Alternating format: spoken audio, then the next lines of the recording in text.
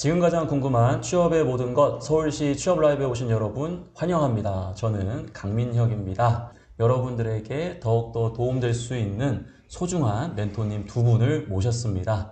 멘토님들 먼저 간단하게 자기소개 부탁드리겠습니다. 네, 안녕하세요. 저는 네이처 리퍼블릭 인사팀에서 인사팀장을 맡고 있는 김인수입니다. 반갑습니다.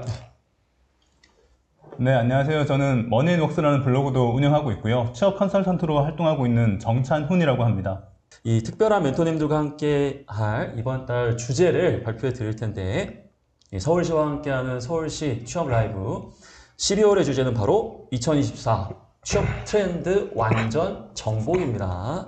그 인사 담당자의 입장에서는 올해는 좀 어떤 한 해였나요?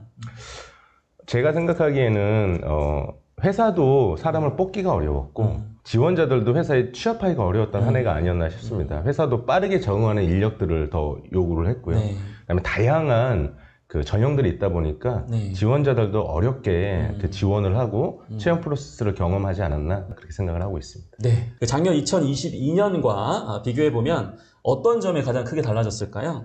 22년을 좀 23년하고 좀 비교를 해봤을 땐 아무래도 이제 그 평생 직장 개념이 없어진 것 같습니다. 네. 특히 뭐 22년뿐만이 아니고 조금 더 전으로 따지면 그래서 올해 같은 경우에는 조금 더 이제 본인들이 본인 커리어에만 맞다고 생각하면 비정규직이어도 오히려 지원을 하고요. 그런 것들이 본인의 이제 커리어를 개발하고 앞으로의 성장 가능성이 있다면 지원을 하는 네. 그런 게 조금은 2022년 전과 올해 좀 달라진 점이 아닌가 그렇게 생각을 해보고 있습니다. 2022년도, 2023년도 계속 정말 너무 안 좋았던 것 같고요. 특히 2023년에 대해서 그나마 그래도 좀 전년도와 달라진 게 있다 그러면 직무 전문성에 대해서 강조했던 것은 계속 달라진 건 크게는 없었는데 그래도 취업 컨설턴트 입장에서 이야기를 듣다 보니까 신직업이라는 관점에서 좀 고민을 하게 되더라고요. 그래서 마케팅만 해도 퍼포먼스 마케팅, 컨텐츠 마케팅 어떤 직무들이 생기는 거 보면 직무 세분화가 정말 활성화되고 있구나를 느꼈던 게 2023년 같아요. 그러면 네이처 리퍼블릭의 2024년 채용에도 어떤 변화가 있을까요? 아무래도 채용의 변화는 무슨 전형이라든지 이런 부분들은 거의 비슷할 것 같은데요. 저희는 좀 인재상의 변화가 좀 있을 것 같아요. 그래서 조금 더 빠르게 회사에 적응을 하고 그 적응하는 인력들이 성과를 내서 회사에 기여할 수 있는 그러한 인재들을 현장에 맞는 인재들을 빨리 네. 찾는 그런 인재상을 조금 더 고비를 하지 않을까 그렇게 생각하고 있습니다. 신입사원이나 그동안 채용했던 직원들을 보면서 이런 친구들이 적응을 굉장히 잘하더라. 혹시 네. 그런 뭐 사례가 좀 있을까요? 제가 수많은 이력서를 검토를 하고 인력들의 면담을 하다 보면 네네.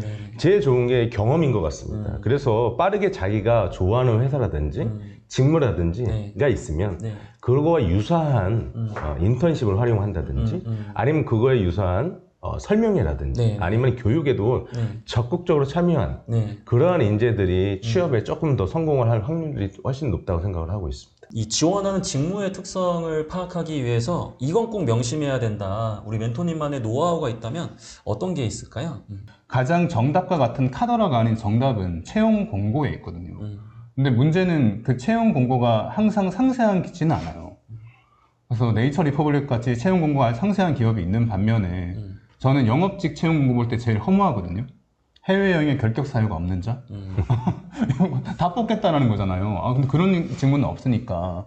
그럴 경우에 제가 추천드리는 건 경쟁사, 동종산업의 채용 공고도 더 살펴보고 그 다음에 이왕이면 챗GPT 같은 것들을 써봤을 때 제가 좀 드리는 팁은 잡 디스크립션이라는 키워드를 쓰시면 좋아요.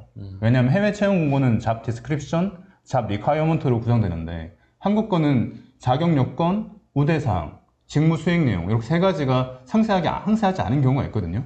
그래서 잡 디스크립션 또는 KPI를 출력해라 라고만 이야기해도 챗GPT가 진짜 괜찮은 내용들을 알려줍니다. 일단 우리가 이제 취업 준비를 열심히 하긴 해야 되는데 앞에서 얘기했던 것처럼 그 스케줄 짜는 것도 사실은 쉽지 않거든요. 우리가 뭐 어느 시점에 어떤 걸 좀 준비해야 되는지 좀 막연하게 느껴질 수 있는데요. 두 분의 도움을 받아서 저희가 그 내년도 3월 채용이라고 했을 때 지금부터 뭘 준비하면 좋을지 월별로 한번 좀 살펴보려고 하거든요. 팀장님부터 좀 조언 부탁드리겠습니다. 만약에 12월에 여러분들에게 좀 준비를 해야 된다면 회사와 직무에 대해서 명확하게 본인의 계획을 수립해야 된다고 생각을 합니다. 그래서 2월하고 3월에는 나를 면접관이 왜 뽑아야 되는지 강하게 어필할 수 있는 무언가를, 자기만의 무언가를 2월, 3월에는 자소서와 면접 준비로 할애를 하시는 게 저는 좋을 거라고 생각을 하고 있습니다. 네, 감사합니다. 멘토님. 네, 같은 방향이라서 말만 좀 얹으면요. 제발 좀 지원 좀 하셨으면 좋겠어요. 일단 지원 횟수가 너무 적어요. 12월부터 낼 수 있는 지원들은 다 하셔야 되거든요. 특히 12월 달에 제가 가장 추천드리는 건 NCS 사이트, 자발리오 사이트에 들어가 보시면 체험형 청년 인턴 지원을 할 수 있어요. 체험형 청년 인턴은 NCS 시험도 안 치거든요. 그런데 왜 다들 지원도 안 하고, 가끔씩은 보면 체험형 청년 인턴 면접도 안 보는 경우도 있어요. 그러니까 좀 지원하셔서 인턴 경력을 사기업에서 많이 주지 않으니까 유사 공공기관에서 경력을 쌓는 것이 가장 좋을 것 같고, 1월 달에 추천드리는 건 1, 2학년들은 토익 점수부터 좀 만들었으면 좋겠어요. 이유는 뭐냐면 누구나 가고 싶어하는 기업은 솔직히 자기소개서를 다 읽을 만한 시간이 채용 담당자가 안 돼요. 자, 그러면 정량적인 수치화 될 수 있는 것들이 제일 중요할 텐데, 그럼 토익 점수가 제일 명확하거든요. 이제 1월달, 2월달부터 이력서, 특히 자기소개서 부분은 작성을 진짜 열심히 하셔야 되고, 특히 지원 동기는 타깃 기업 중심으로 몇 가지 만드셔야 되고, 3월 그리고 2월 말부터는 제발 지원하셔야 됩니다. 이렇게 한 달에 한 번, 지난 3월부터 시작한 서울시 취업 라이브, 오늘 대망의 마지막 라이브를 또 이렇게 끝마무리를 하게 되는 것 같습니다. 지금까지 저는 강민혁이었고, 우리 네이처 리퍼블릭의 인사팀의 김인수 멘토님, 그리고 취업 컨설턴트 정창은 멘토님과 함께 했습니다. 여러분 안녕!